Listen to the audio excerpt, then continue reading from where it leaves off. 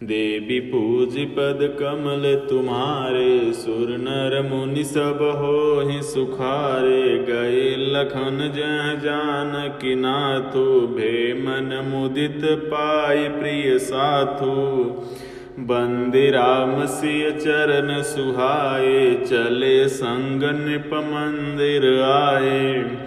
लक्ष्मण जी वहाँ गए जहाँ श्री जानकी नाथ जी थे और प्रिय का साथ पाकर मन में बड़े ही प्रसन्न हुए। श्री राम जी और सीता जी के सुंदर चरणों की वंदना करके वे उनके साथ चले और राजभवन में आए।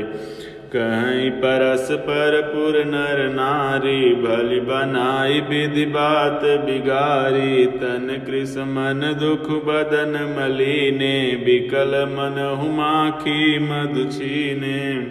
नगर के स्त्री पुरुष आपस में कह रहे हैं कि विधाता ने खूब बनाकर बात बिगाड़ी। उनके शरीर दुबले, मन दुखी और मुख उदास हो रहे हैं। वे ऐसे व्याकुल हैं जैसे शहद छीन लिए जाने पर शहद की मक्खियाँ व्याकुल हो जाती हैं।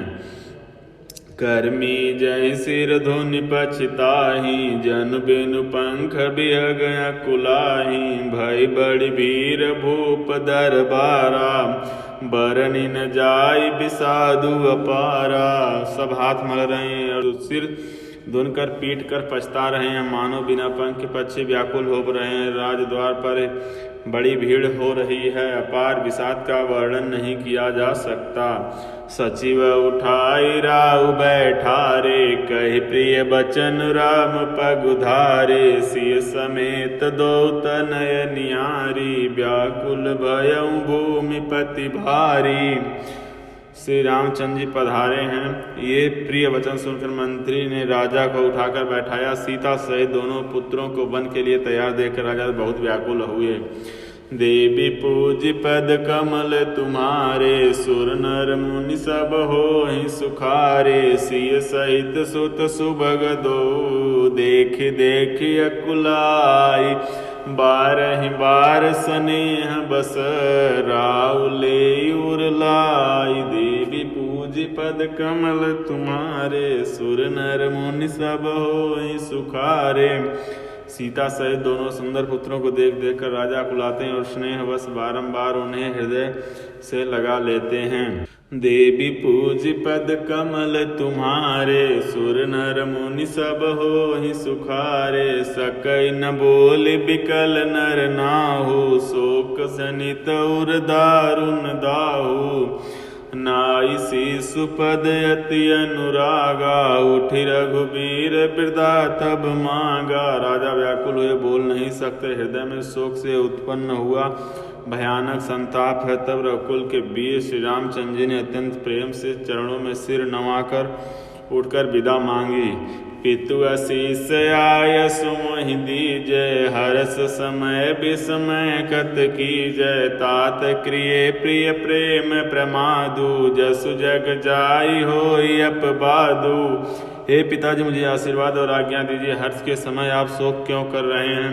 हे तात्प्रिय के प्रेमवश प्रसाद, कर्तव्य में त्रुटि करने से जगत में यश जाता रहेगा और निंदा होगी। सुनि स्नेह बस उठ नर नाहा, बैठा रे रघुपति गहि बाहा। सुनहु तात तुम कहु मुनि कहीं, राम चराचर नायक हहीं। यह सुनकर स्नेह राजा ने उठकर रघुनाथ जी की बाँह पकड़कर उन्हें बैठा लिया और कहा, हे तात सुनो, तुम्हारे लिए मुनि लोग कहते हैं कि श्री राम चराचर के स्वामी हैं। शुभ अर अशुभ करम अनुहारी, सुदेई फल हृदय विचारी। करई जो करम पाव फल सोई, निगम नीति यस का सब कोई। शुभ और अशुभ कर्मों के अनुसार ईश्वर हृदय में विचार कर फल देता है। जो कर्म करता है वही फल पाता है, ऐसी वेद की नीति है, यह सब कोई कहते हैं। देवी पूज पद कमल तुम्हारे, सुर नर मुनि सब होहि सुखारे। और करे अपराध को, और पाव फल भोग। अति विचित्र भगवंत गति, को जग जाने जोग। देवी पूज पद कमल तुम्हारे, सुर नर मुनि सब होहि सुखारे। किंतु इस समय तो इसके विपरीत हो रहा। अपराध तो कोई और ही करे और उसके फल का भोग कोई और ही पावे। भगवान की लीला बड़ी ही विचित्र है, उसे जानने योग्य जगत में कौन है।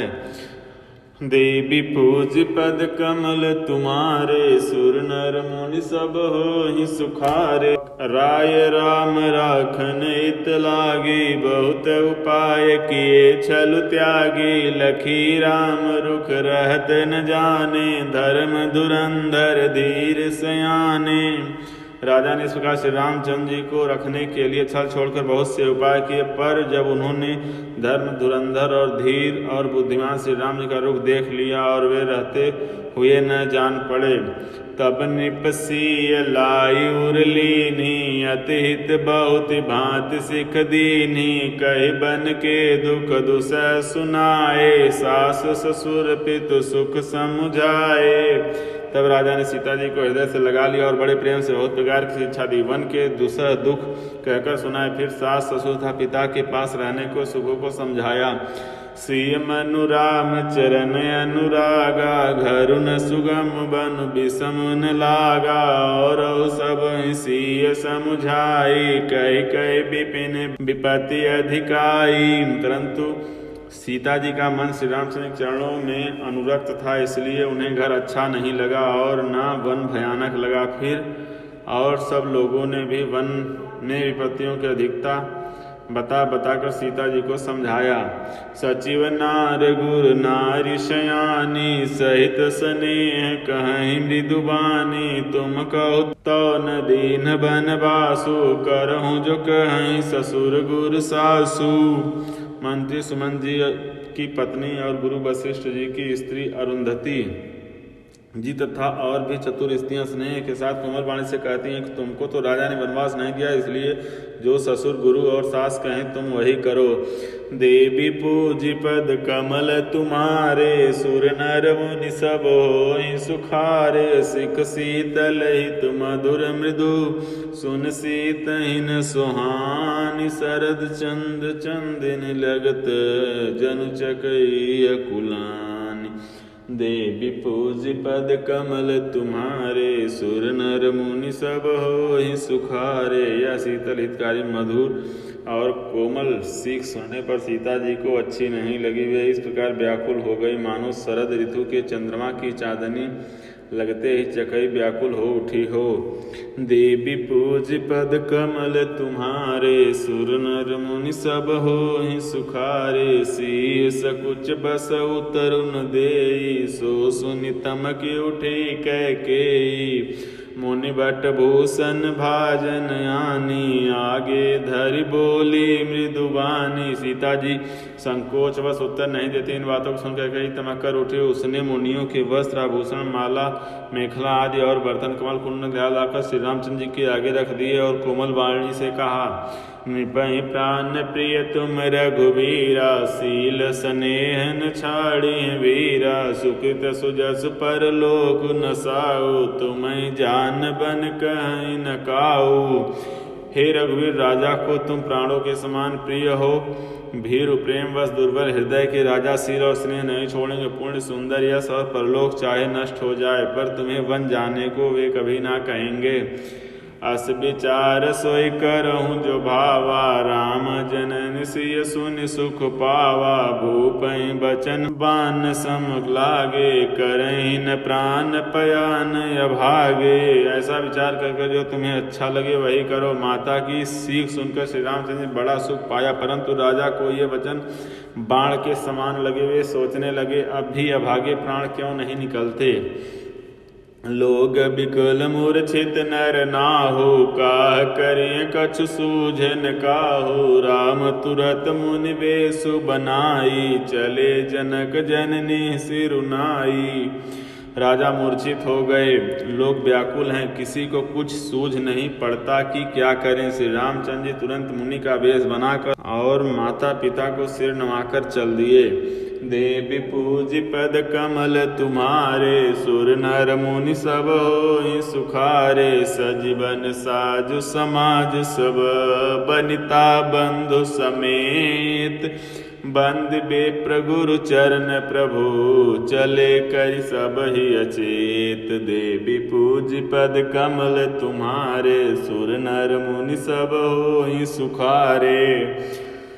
वन का सब साज सामान सजकर वन के लिए आवश्यक वस्तुओं को साथ लेकर श्री रामचंद्र जी स्त्री सीता और भाई लक्ष्मण सहित ब्राह्मण और गुरु के चरणों की वंदना करके सबको अचेत करके चले।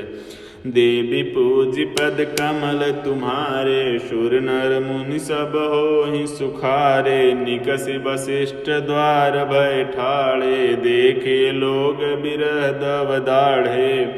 कहि प्रिय वचन सकल समुझाए, विप्र वृंद रघुवीर बुलाए। राजमहल से निकलकर श्री रामचंद्र जी वशिष्ठ जी के दरवाजे पर जा खड़े हुए और देखा कि सब लोग विरह की अग्नि में जल रहे हैं।